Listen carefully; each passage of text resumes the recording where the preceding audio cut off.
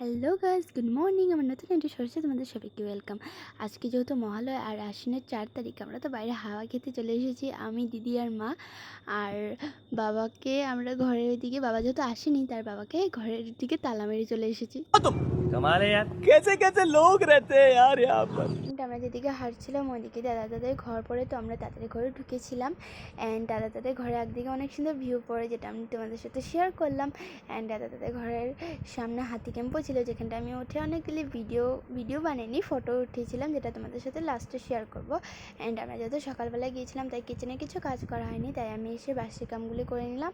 And দিদি ঘর দর গুছিয়ে নিয়েছিল। অ্যান্ড আমাদের মহলে স্পেশাল ব্রেকফাস্ট ছিল সুজি আর লুচি। অ্যান্ড সুজি আর লুচি খেয়ে আমি শুয়ে পড়েছিলাম একটু রেস্ট নিতে।